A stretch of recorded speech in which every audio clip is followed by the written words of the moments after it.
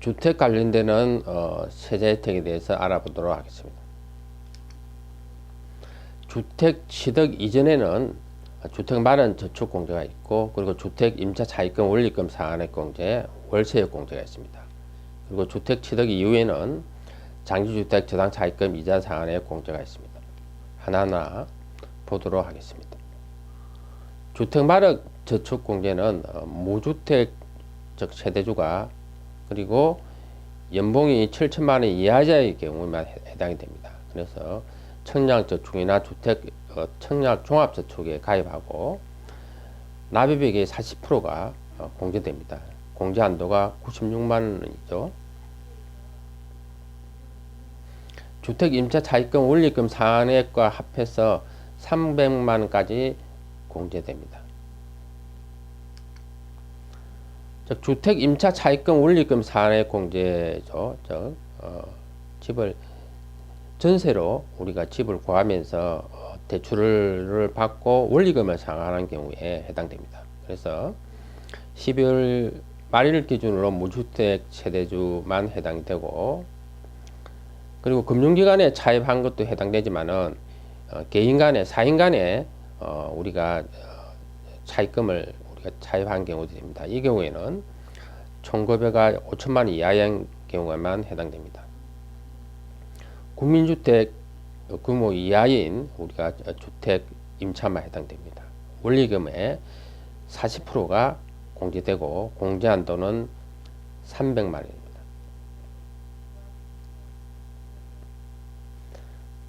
근로자 본인이 세대원인 경우에 세대주가 주택 자금 관련되는 소득공제를 받지 않은 경우에 세대원 근로자 본인도 신청이 가능합니다. 장기주택 저당 차입금 이자 상환액 공제에 대해서 알아보도록 하겠습니다. 주택을 구입하면서 그 주택을 담보로 대출을 받은 경우에 이자 상환액에 대해서 공제되는 겁니다.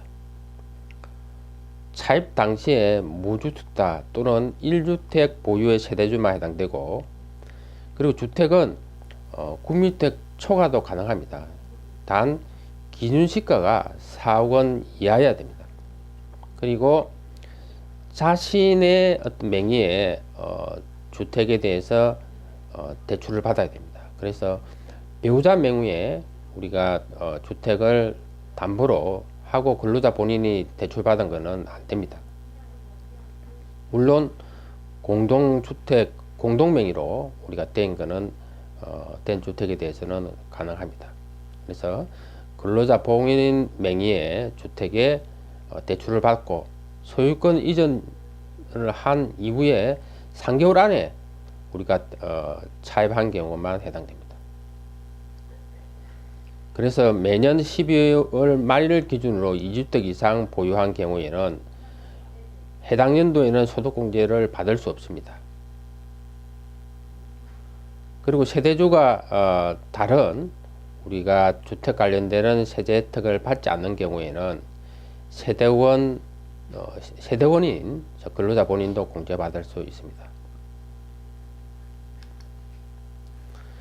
장기주택 저당 차입금 이자 상환액 공제는 여러 차례에 거쳐서 이게 세법이 개정되었기 때문에 굉장히 복잡합니다. 2015년 이후에 차입한 우리가 차입금에 대해서 잠깐 보면은 상환기간이 15년 이상이어야 됩니다. 원칙적으로. 단 상환기간이 10년에서 15년인 경우에도 고정금리나 또는 비거치직 우리가 차입금은 세제 혜택을 받을 수 있습니다. 장기주택 이자 상환액 공제의 절세 효과를 한번 보시면은 연봉이 7천만 원 정도고 가시표준이 한 3,500만 원이다 그러면은 대출금리가 3%로 하면은 연간 이자 상환액 공제가 500만 원 정도 나옵니다. 이 경우에 우리가 어느 정도 세제 혜택을 받을 수 있을까요?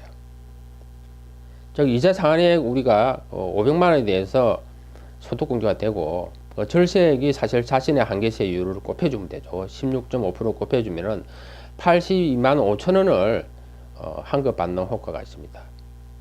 그래서 이것을 우리가 그 이자율로 한 사람이면 0.5% 정도의 이자가 다운되는 효과가 있습니다. 그래서 실질적으로 우리가 은행에서 대출금리가 3%이지만은 이자 상한의 소득공제 절차 효과를 감안하면은 실질 이자율은 2.5%에 불과합니다.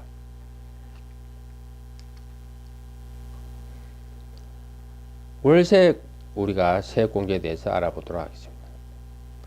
월세액 세액공제도 여러 차례에 거쳐서 가세 조건이 변동되었습니다. 2019년을 보도록 하겠습니다. 일단 총급여가 7천만 원 이하여야 됩니다. 그리고 기본공제 대상자인 배우자가 우리가 계약을 한 경우도 해당이 됩니다. 그리고 12월 말 현재 무주택 세대주여야 된다. 단 세대주가 다른 주택자금 공제가 없는 경우에는 세대원도 가능합니다. 그리고 2019년부터는 국민주택 규모를 초과하는 월세에 대해서도 공제가 되지만은 단 기준시가가 3억 원 이하인 국민주택 초과분만 월세 세액공제를 받을 수 있습니다.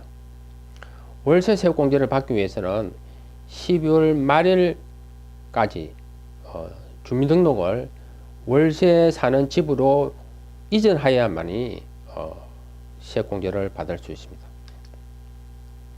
그리고 월세 세액공제의 이제 환급액에 대해서 알아보도록 하겠습니다. 연봉이 5,500만 원 이하인 경우에는 월세 지급액의 12%가 세액공제됩니다. 그래서 총 월세가 750만 원까지 세액공제가 되죠. 그래서 최대 환급액은 750만 원 곱하기 12% 하면은 90만 원 정도 됩니다. 그리고 5,500만 원에서 초과해서 연봉이 7천만 원 이하자인 경우에는 월세 지급액의 10%가 공제돼서 최대 75만 원 정도 환급을 받을 수 있습니다.